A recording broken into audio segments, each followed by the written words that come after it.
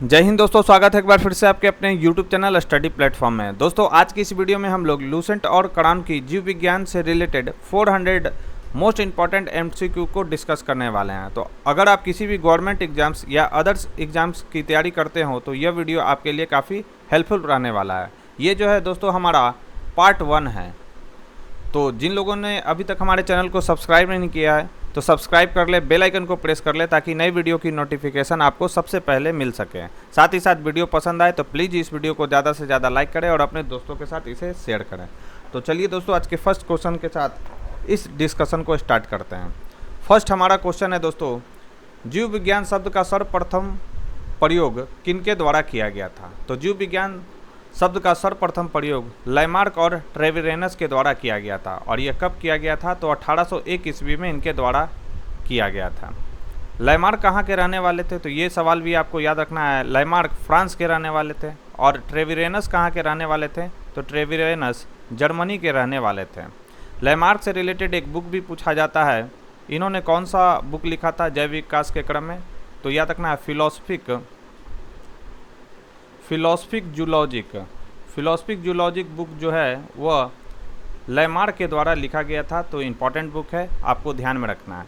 और इन्होंने एक सिद्धांत दिया था। कौन सा सिद्धांत? तो अंगों के कम या अधिक उपयोग का सिद्धांत। तो अंगों के कम या अधिक उपयोग का सिद्धांत किनके द्वारा दिया गया था? तो याद रखना है यह लैमार्क के द्वारा दिया गया था। अरस्तु कौन थे? तो अरस्तु को जीव विज्ञान, याद रखना है जीव और जंतु विज्ञान का इन्हें जनक कहा जाता है। पुरकिंजे कौन थे? तो जीव द्रव यानी प्रोटोप्लाज्म। जीव द्रव का नामकरण किनके द्वारा किया गया था? तो पुरकिंजे के द्वारा किया गया था। यानी प्रोटोप्लाज्म यह नाम किसने दिया था? तो पुरकिंजे ने दिया था। जीव द्रव का जो होता है दोस्तों 80% भाग 80% भाग क्या होता है? तो यह जल होता है। अगर हम बात करें कि इसमें जीव द्रव में अकार्बनिक और कार्बनिक पदार्थों का रेशियो कितना होता है? तो याद रखना है अकार्बनिक और कार्बनिक पदार्थों का जो इसमें रेशियो होता है 81:19 होता है। तो ये कुछ महत्वपूर्ण फैक्ट्स है जिसे आपको ध्यान में रखना है। बढ़ते अपने नेक्स्ट क्वेश्चन की ओर। नेक्स्ट क्वेश्चन है हमारा, जीव विज्ञान के जनक के नाम से किसे जाना जाता है? तो जीव विज्ञान के जनक किनको माना जाता है? तो अरस्तु को माना जाता है। डार्विन कौन थे? तो डार्विन से रिलेटेड एक थ्योरी पूछा जाता है कि नेचुरल सलेक्शन थ्योरी किनके द्वारा दिया गया है? यानी प्राकृतिक चयन सिद्धांत किनके द्वारा दिया गया है? तो यह दिया गया है चार्ल्स डार्विन के द्वारा। चार्ल्स डार्विन ने क्या किया था? तो 1831 में बीगल नामक जहाज, ये भी याद रखना है, बीगल नामक जहाज से पूरे विश्व का भ्रमण किया था। और ये जिस द्वीप पर पहुँचे थे, ये द्वीप का नाम भी आपको याद रखना है गैलापागोस द्वीप पर ये पहुँचे थे। और ये गैलापागोस द्वीप किस महासागर में है? तो यह प्रशांत महासागर में ये स्थित द्वीप है। ये कुछ महत्वपूर्ण फैक्ट्स है जिसे आपको ध्यान में रखना है। बढ़ते अपने नेक्स्ट क्वेश्चन की और। हमारा नेक्स्ट क्वेश्चन है, जंतु विज्ञान का जनक किसे कहा जाता है? तो मैंने आपको बताया था कि जंतु विज्ञान और जीव विज्ञान का जनक किन्हें कहा जाता है? तो अरस्तु को कहा जाता है। वनस्पति विज्ञान का जनक किन्हें कहा जाता है? तो याद रखना है वनस्पति विज्ञान का जनक थियोफ्रेस्टस को कहा जाता है। वनस्पति विज्ञान का जनक। नेक्स्ट क्वेश्चन की ओर बढ़ते हैं। नेक्स्ट क्वेश्चन है हमारा, शुक्राणु विज्ञान यानी स्पर्मोलॉजी में किसका अध्ययन होता है? तो स्पर्मोलॉजी में हम लोग बीज का अध्ययन करते हैं, यानी सीड्स का इसमें अध्ययन किया जाता है। राइट आंसर हो जाएगा ऑप्शन ए। नेक्स्ट है हमारा, पुष्पों के अध्ययन को क्या कहा जाता है? तो पुष्पों के अध्ययन को हम लोग क्या कहते हैं? तो एंथोलॉजी कहते हैं। फलों के अध्ययन को क्या कहा जाता है? तो याद रखना है फलों के अध्ययन को हम लोग पोमोलॉजी कहते हैं।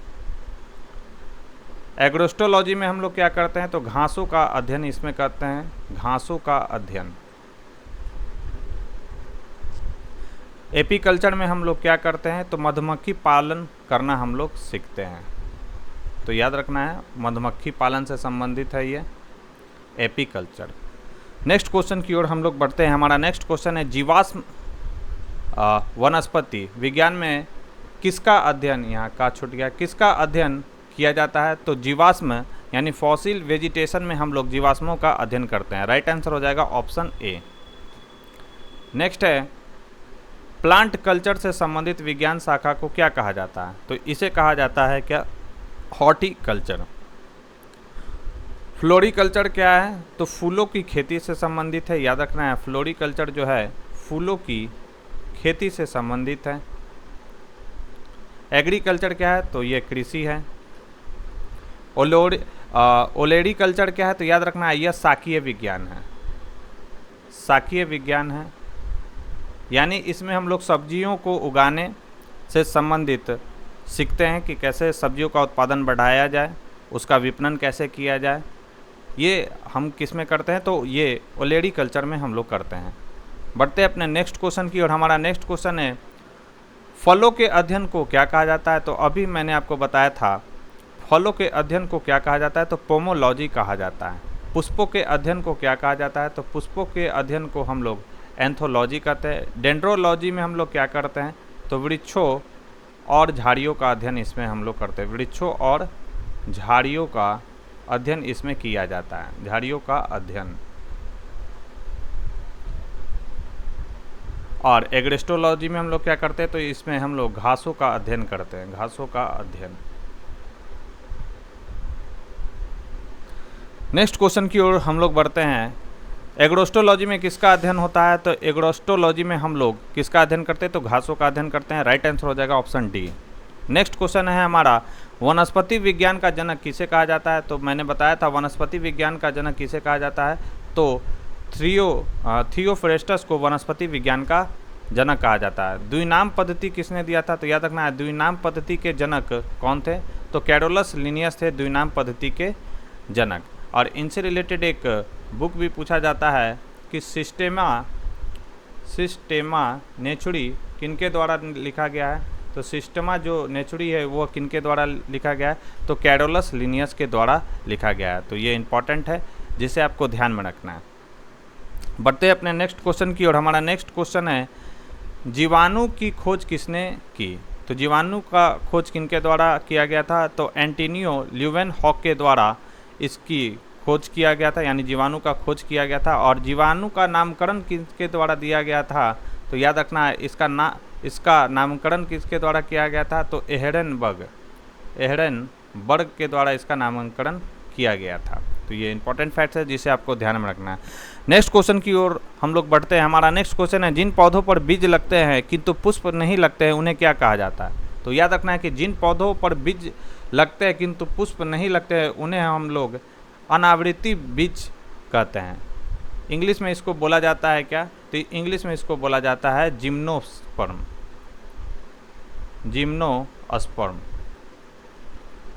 और जिन पौधों पर बीज लगते हैं और पुष्प भी लगते हैं उन्हें क्या कहा जाता है? तो उन्हें आवृत बीज कहा जाता है, यानी एंजियोस्पर्म इसको कहा जाता है।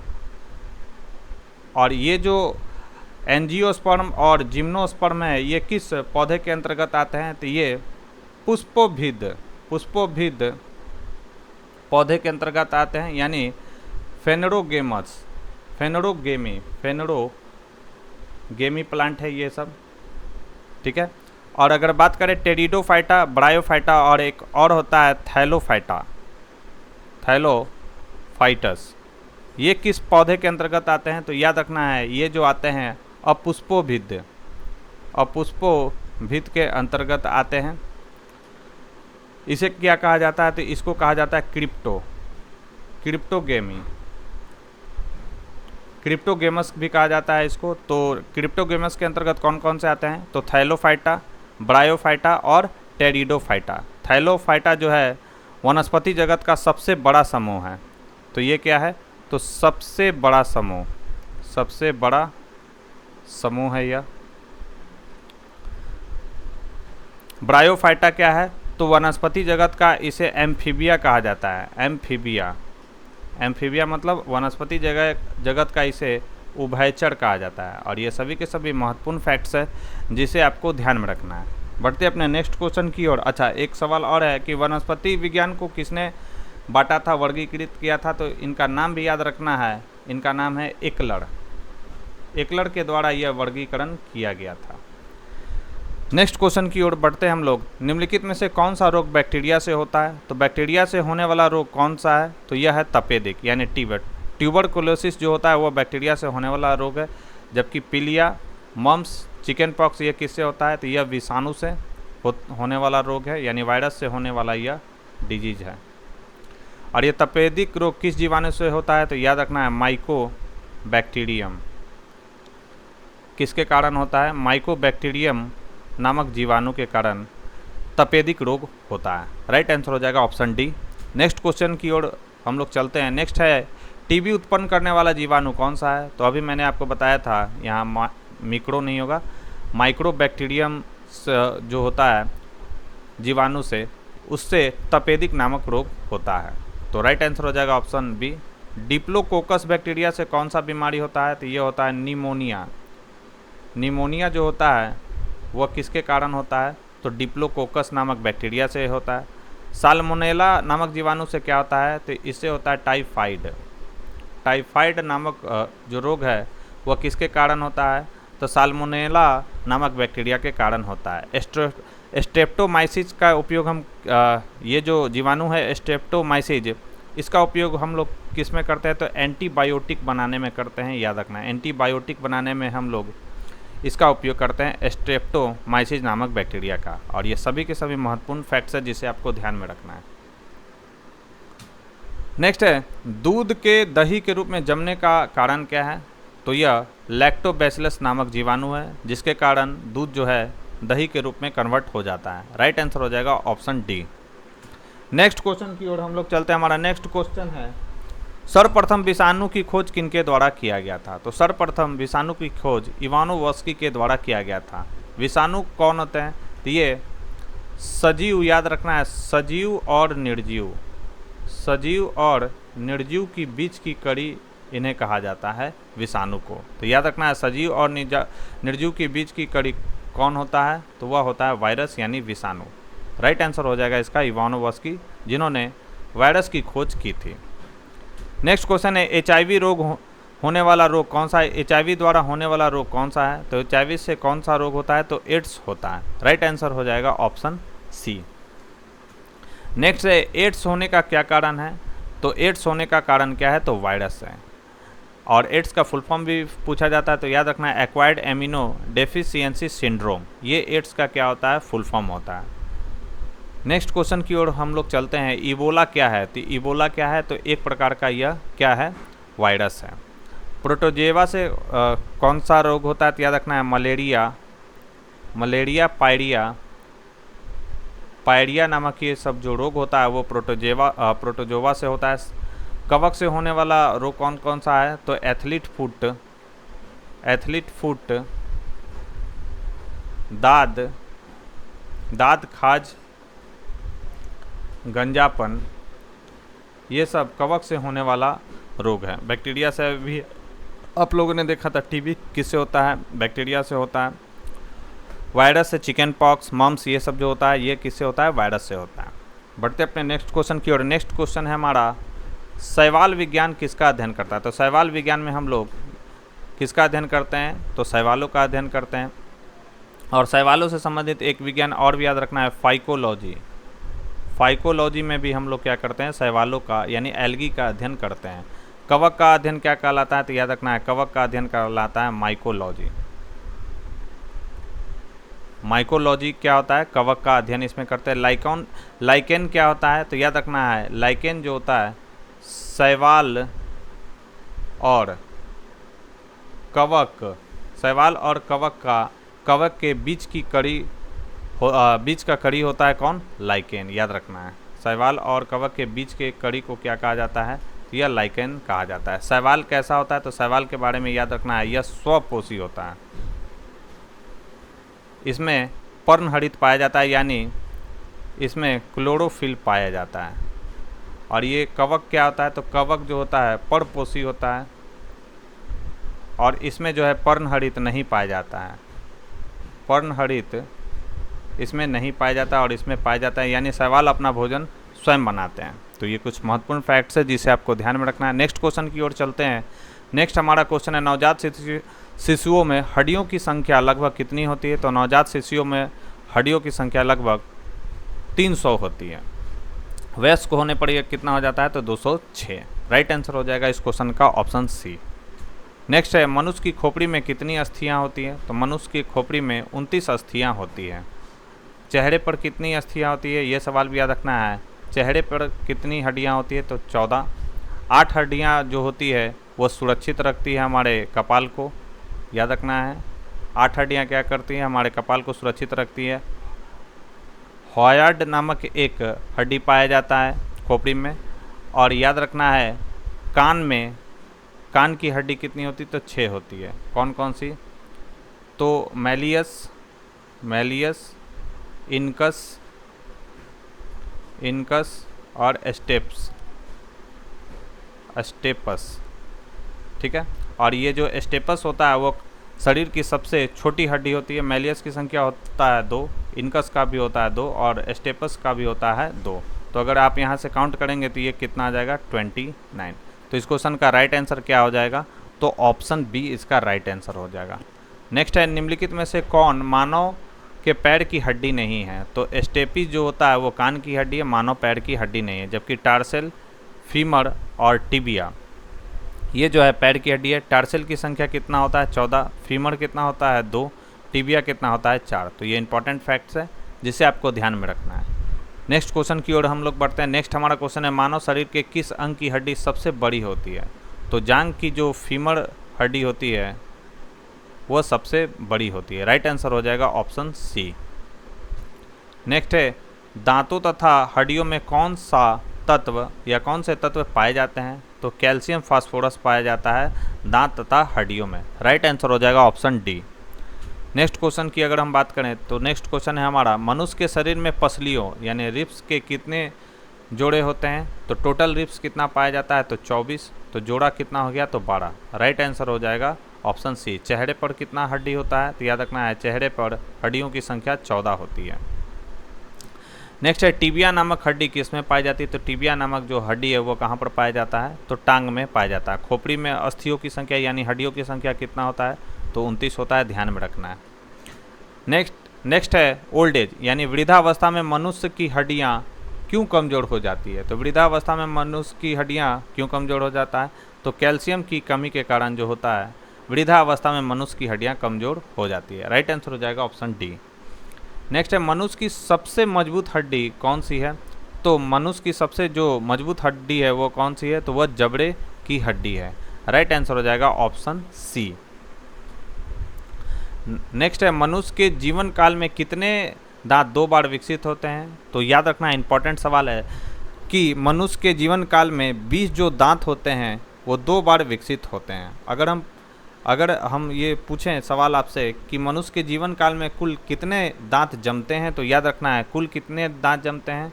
तो याद रखना है यह 52 दांत जमते हैं मनुष्य के एक जीवन काल में। ठीक है।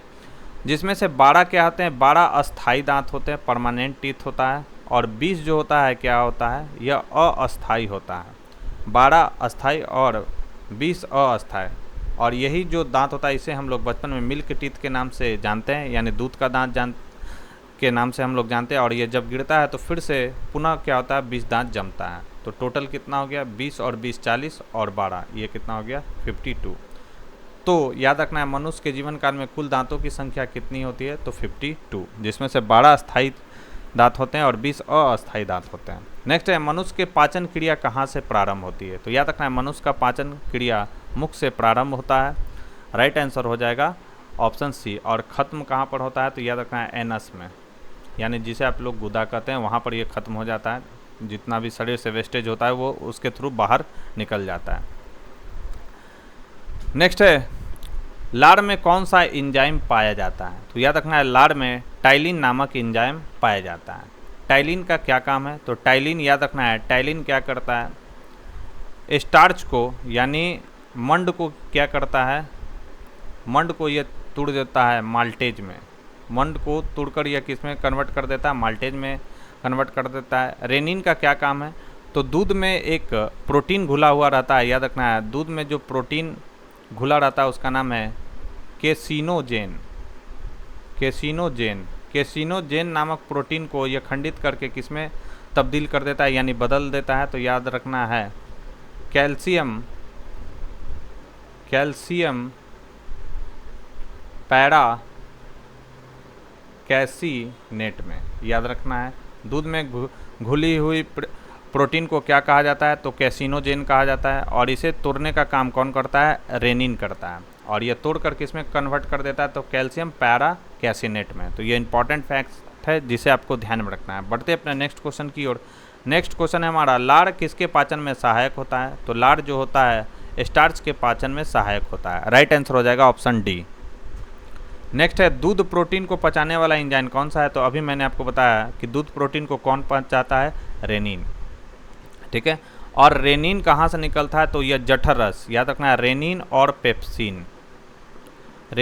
पेप्सिन यह कहाँ से निकलता है, तो यह जठर रस से निकलने वाला एंजाइम है, याद रखना है। पेप्सिन का क्या काम है, तो पेप्सिन का काम क्या है कि यह प्रोटीन को किस में बदलता है, तो प्रोटीन को यह पेप्टोन्स में बदल देता है। किस में, पेप्टोन्स में, याद रखेंगे। इडप्सिन का क्या काम है और ट्रिप्सिन का क्या काम है। तो सबसे पहले ट्रिप्सिन कहाँ से निकलता है, तो यह अग्नाशय रस से निकलने वाला क्या है, यह एंजाइम है। और यह क्या काम करता है ट्रिप्सिन, तो यह प्रोटीन को क्या काम करता है, तो यह प्रोटीन को पॉलीपेप्टाइड्स में ब्रेक कर देता है।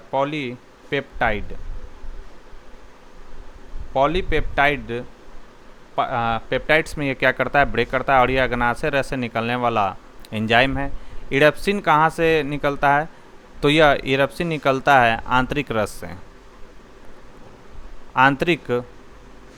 से निकलने वाला एंजाइम है। तो ये पॉइंट आपको ध्यान में रखना है। आंतरिक जूस कहाँ से, यानी आंतरिक रस कहाँ से निकलता है, तो ये छोटी आंत की दीवारों से निकलने वाला एंजाइम है इडप्सिन।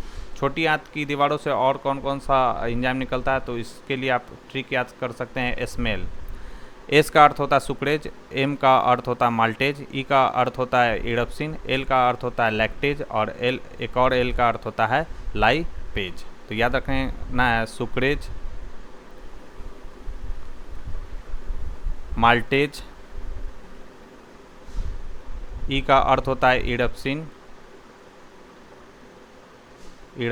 एल का अर्थ होता है लाइपेज, और एक और एल का अर्थ क्या होता है, लैक्टेज। तो ये इंपॉर्टेंट फैक्ट्स है जिसे आपको ध्यान में रखना है। दोस्तों, अगर ये वीडियो आपको पसंद आ रही हो, वीडियो का कंटेंट अगर आपको पसंद आ रहा हो, तो प्लीज़ इस वीडियो को ज़्यादा से ज़्यादा लाइक करें और अपने दोस्तों के साथ इसे शेयर करें। और अगर चैनल पर पहली बार आए हैं तो चैनल को सब्सक्राइब कर ले, बेल आइकन को प्रेस कर ले, ताकि नई वीडियो की नोटिफिकेशन आपको समय समय पर मिलती रहे। और एक इन्फॉर्मेशन और भी देना चाहता हूं कि मैं जो भी यहां पर पढ़ाऊंगा उसका लिंक जो है, PDF का लिंक जो है, मैं डिस्क्रिप्शन बॉक्स में डाल दूंगा, तो आप वहां से जाकर आसानी से इसको PDF को डाउनलोड कर सकते हैं। बढ़ते अपने नेक्स्ट क्वेश्चन की ओर। नेक्स्ट हमारा क्वेश्चन है, बोन्स एंड मसल को आपस में जोड़ता है। तो याद रखना है, बोन्स और मसल, यानी बोन्स और मसल को आपस में कौन जोड़ता है, तो यह जोड़ता है टेंडन। ठीक है, तो राइट आंसर हो जाएगा टेंडन। और बोन को कौन जोड़ता है, तो बोन और बोन को जोड़ता है कौन, तो लिगामेंट। तो ये दोनों इंपॉर्टेंट सवाल है जिसे आपको ध्यान में रखना है कि बोन और मसल को जोड़ने वाला कौन है, तो टेंडन है, और बोन को जोड़ने वाला कौन है, तो वह है लिगामेंट। नेक्स्ट क्वेश्चन है हमारा, अधिकतम पोषक तत्व रक्त में कहाँ से अवशोषित किए जाते हैं। तो याद रखना है, अधिकतम जो पोषक तत्व होते हैं रक्त में छोटी आंत में अवशोषित किए जाते हैं। राइट आंसर हो जाएगा ऑप्शन ए। नेक्स्ट है, मानव की पाचन नली लगभग कितने फीट लंबी होती है। तो यह 32 फीट लंबी होती है मानव की पाचन नली। राइट आंसर हो जाएगा ऑप्शन डी। नेक्स्ट है, निम्नलिखित में से भोजन पचाने के लिए किसकी खास आवश्यकता होती है। तो भोजन पचाने के लिए क्या आवश्यकता होता है दोस्तों, तो एंजाइम आवश्यकता होती है।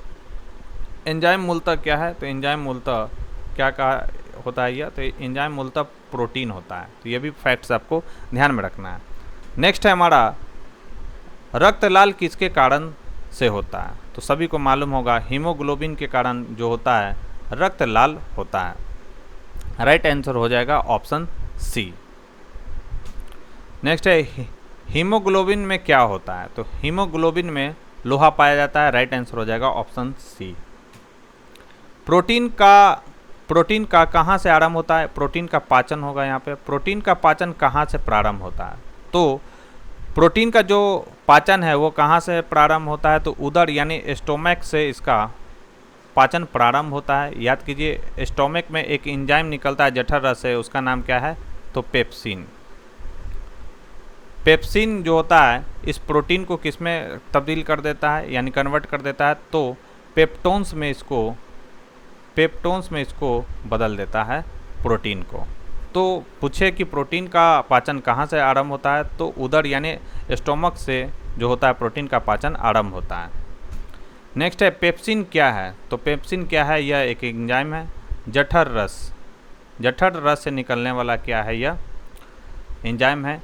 और जठर रस कहाँ से निकलता है? तो आमाशय की दीवारों से जठर रस का स्राव होता है और इसी में एंजाइम पाया जाता है पेप्सिन और रेनिन। रेनिन क्या करता है? तो दूध में जो घुला हुआ प्रोटीन रहता है कैसिनोजेन, उसको कन्वर्ट करके कैल्शियम पारा कैसिनेट में उसको ब्रेक कर देता है। नेक्स्ट है सोते समय रक्तदाब में क्या परिवर्तन होता है? तो सोते समय हमारा रक्तदाब क्या होता है? तो याद रखेंगे, सोते समय हमारा रक्तदाब घटता है। राइट आंसर हो जाएगा ऑप्शन सी। नेक्स्ट है ब्लड प्रेशर किस यंत्र से मापा जाता है? तो यह मापा जाता है स्फिग्नो मैनोमीटर से। ईसीजी से हम लोग क्या करते हैं? तो हृदय से संबंधित है, याद रखना है। हृदय से संबंधित ईसीजी के थ्रू हम लोग मापते हैं। तो इस क्वेश्चन का यानी ब्लड प्रेशर किस यंत्र से मापा जाता है? तो इसे मापा जाता है स्फिग्नो मैनोमीटर का। और ईसीजी का फुल फॉर्म भी पूछा जाता है, तो इलेक्ट्रोकार्डियोग्राम। याद रखना है, इसका अर्थ क्या होता है? इलेक्ट्रोकार्डियोग्राम। नेक्स्ट है हमारा हृदय को एक बार धड़कने के लिए कितना समय लगता है? तो हृदय को एक बार धड़कने के लिए 0.8 सेकेंड लगता है। और 1 मिनट में हृदय कितने बार धड़कता है? तो 72 बार धड़कता है, याद रखना है आपको। नेक्स्ट है मानव हृदय में कितने कोष्ठक यानी सेल होते हैं? तो याद रखना है, मानव हृदय में कितने कोष्ठक होते हैं? तो मानव हृदय में कोष्ठकों की संख्या 4 होती है। याद रखना है कौन कौन सा होता है, याद रखेंगे। ये होता है राइट ऑरिकिल और राइट ऑरिकिल और लेफ्ट ऑरिकिल। और ये होता है, एक मिनट मैं अच्छे से बता देता हूँ।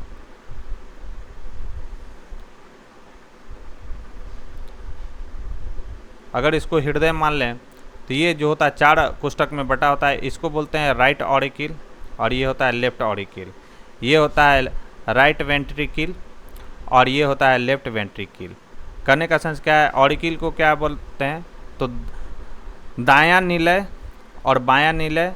और वेंट्रिकिल को क्या कहा जाता है? आलिंद कहा जाता है। याद रखेंगे, इसको आलिंद कहा जाता है और इसको क्या कहा जाता है? निलय कहा जाता है।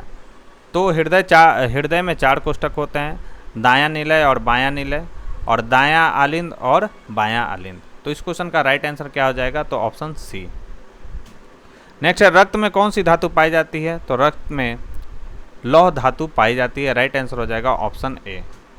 नेक्स्ट है मनुष्य की लाल रक्त कोशिकाएं आरबीसी का जीवन काल कितना होता है? तो आरबीसी का जीवन काल जो होता है वो कितना होता है? 120 दिन होता है। राइट आंसर हो जाएगा ऑप्शन बी। नेक्स्ट है मानव शरीर में लाल रक्त कण का यानी आरबीसी का निर्माण कहाँ पर होता है? तो यह होता है अस्थि मज्जा यानी बोन मैरो में। अगर बात करें भ्रूण अवस्था में, तो याद रखना है भ्रूण अवस्था में इसका निर्माण कहाँ पर होता है? तो इसका निर्माण होता है यकृत और प्लीहा, जिसे हम लोग तिल्ली भी कहते हैं। तो भ्रूण अवस्था में जो लाल रक्त का निर्माण होता है, लाल रक्त कण का, वो होता है यकृत और प्लीहा दोनों में। और कहाँ पर होता है? अस्थि मज्जा में भी होता है मानव शरीर में लाल रक्त कण का निर्माण। तो इसका आंसर तो होना चाहिए तिल्ली, अस्थि मज्जा और यकृत, तीनों इसका राइट आंसर हो जाएगा बी, सी और डी। नेक्स्ट है मूत्र का पीला रंग होना किसके कारण होता है? तो मूत्र का जो पीला रंग होता है वो यूरोक्रोम के कारण होता है। राइट आंसर हो जाएगा ऑप्शन सी। आप लोग मुझे कमेंट बॉक्स में लिखकर बताएंगे पीत का पीएच कितना होता है। इसका पीएच आप लोग मुझे कमेंट बॉक्स में लिखकर बताएंगे कि पीत का पीएच कितना होता है। नेक्स्ट है मनुष्य 1 मिनट में कितनी बार सांस लेता है? तो याद रखना है मनुष्य 1 मिनट में कितनी बार सांस लेता है?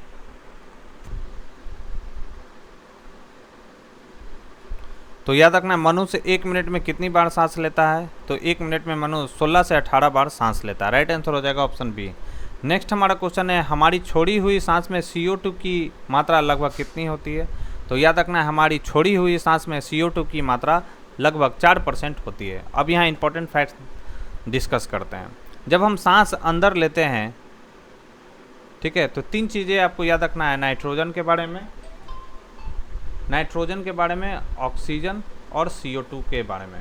जब हम अंदर सांस लेते हैं तो 78% नाइट्रोजन हमारे शरीर के अंदर जाता है, और कितना ऑक्सीजन 21% जाता है, और CO2 कितना जाता है, तो 0.03% जाता है। लेकिन जब हम बाहर निकालते हैं सांस को तो नाइट्रोजन तो स्थिर रहता है, 78% ही रहता है। ऑक्सीजन कितना बाहर निकलता है, तो ये याद रखना है 17%, और CO2 कितना बाहर निकलता है, तो याद रखना है 4% CO2 बाहर निकलता है। और ये मोस्ट VVI फैक्ट्स है जिसे आपको ध्यान में रखना है। नेक्स्ट क्वेश्चन है हमारा सोयाबीन में कितना प्रतिशत प्रोटीन पाया जाता है। तो सोयाबीन में 42% प्रोटीन पाया जाता है। राइट आंसर हो जाएगा ऑप्शन ए। नेक्स्ट है विटामिन ए की कमी से कौन सा रोग होता है। तो विटामिन ए की कमी से कौन सा रोग होता है, तो रतौंधी नामक जो रोग होता है वह विटामिन ए की कमी से होता है।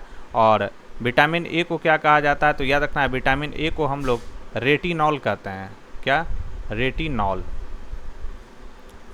प्लेगड़ा किसके कारण होता है, तो प्लेगड़ा विटामिन B3 के कमी के कारण होता है, और विटामिन B3 को हम लोग नियासिन के नाम से जानते हैं।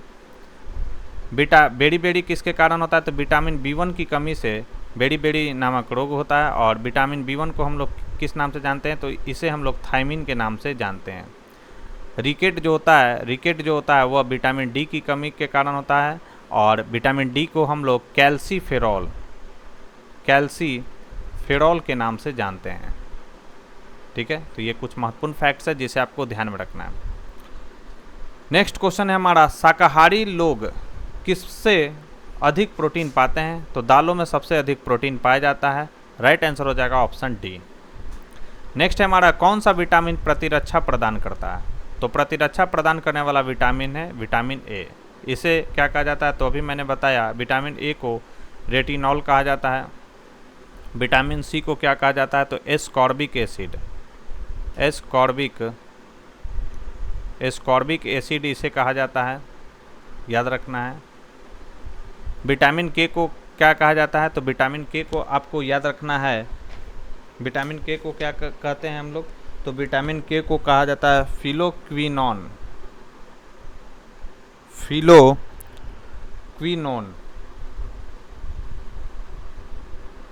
और विटामिन ई को क्या कहा जाता है, तो टेकोफेरॉल इसे कहा जाता है। और ई के बारे में आपको याद रखना है, ई की कमी से क्या होता है, तो जनन शक्ति का कम होना किस विटामिन के कारण होता है, तो ये भी सवाल याद रखना है, जनन शक्ति का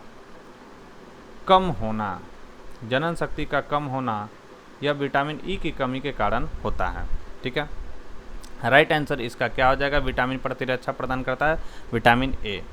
नेक्स्ट क्वेश्चन है हमारा निम्नलिखित में से कौन सी बीमारी पानी द्वारा नहीं होती है।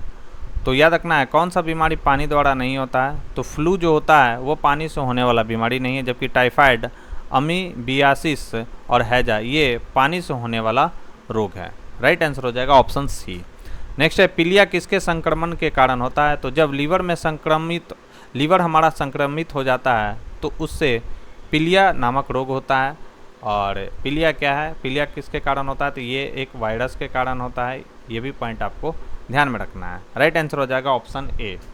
नेक्स्ट है मियादी यानी टाइफाइड फीवर किस कारण होता है। तो टाइफाइड जो फीवर है वो जीवाणु के कारण होता है। अगर हम बात करें कि वायरस से कौन कौन सा डिजीज होता है, तो वायरस से होने वाले डिजीज को आपको याद रखना है कौन कौन सा होता है।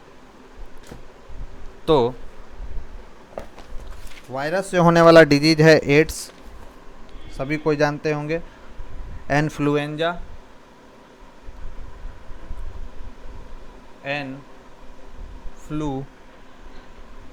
इन्फ्लुएंजा, चेचक, और किसके कारण, खसरा, रेबीज, ये सब जो है वायरस से होने वाले डिजीज हैं।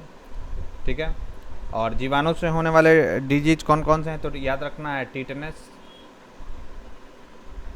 टिटनेस हो गया, हैजा हो गया, टाइफाइड हो गया, और क्या हो गया, प्लेग हो गया। यह किसके कारण होता है प्लेग, तो यह भी जीवाणु के कारण होता है। तो ये कुछ महत्वपूर्ण फैक्ट्स है जिसे आपको ध्यान में रखना है दोस्तों। और आज के डिस्कशन का हमारा लास्ट सवाल है कि एलिसा जांच किस रोग की पहचान करता है। तो एड्स जब किसी मरीज को होता है तो उसके लिए हम लोग एलिसा टेस्ट कराते हैं। राइट आंसर हो जाएगा ऑप्शन सी। तो दोस्तों ये थी हमारी आज की डिस्कशन। यह डिस्कशन आपको कैसा लगा मुझे कमेंट बॉक्स में लिखकर ज़रूर बताएं। साथ ही साथ अगर ये वीडियो पसंद आई हो दोस्तों तो प्लीज़ इस वीडियो को ज़्यादा से ज़्यादा लाइक करें और अपने दोस्तों के साथ इसे शेयर करें। चैनल पर पहली बार आए हैं तो चैनल को सब्सक्राइब कर ले, बेल आइकन को प्रेस कर ले ताकि नई वीडियो की नोटिफिकेशन आपको समय समय पर मिलती रहे। तो आज के लिए बस इतना ही, मिलते हैं अपने नेक्स्ट वीडियो में हम लोग दोस्तों पार्ट 2 को डिस्कस करेंगे। तो आज के लिए बस इतना ही, धन्यवाद।